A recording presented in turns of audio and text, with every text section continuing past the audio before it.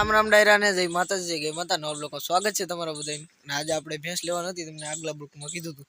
ભેંસ જોવા માટે આવી ગયા છે. પાડો જોઈ શકો છો તમે.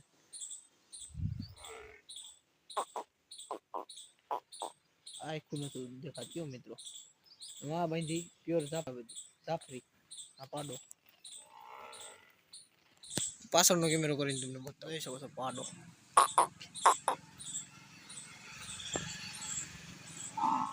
सामने फोटो बात मार तो नहीं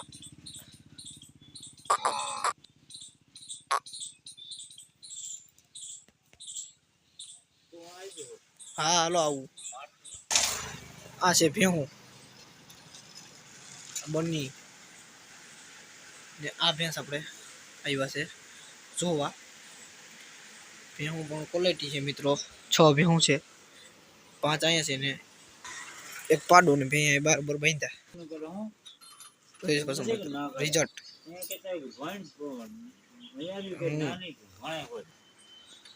आज 1.5 વર્ષનો નથી મિત્રો, નાનો છે. જોઈ શકો છો ગાયું જો મિત્રો 2.5-3 લાખની ગાયું છે બધી.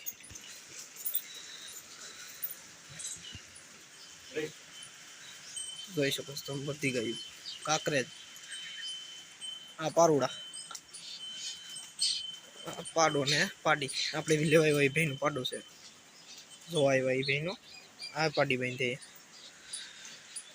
જોઈ શકો છો.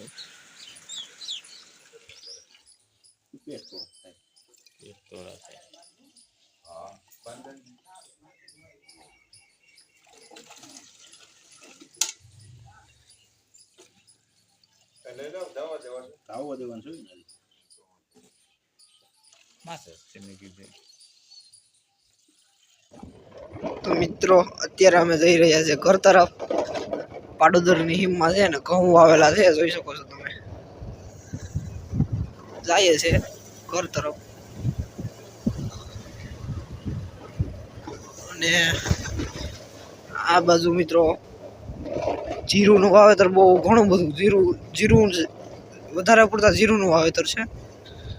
ગદપ ને મકાઈ ને ઘર તરફ જઈ રહ્યા છે. ભેં દોરાવી લીધી, જોઈ લીધી ને દોરાવી લીધી. ઘરે જઈને નવા દિવસના રામ રામ બધા મિત્રોને ગુડ મોર્નિંગ મિત્રો. અને અત્યારે વાગ્યા છે 11:07 જેવું થયું છે ફીટ. તો આવી ગયા હતા, જોઈ શકો છો.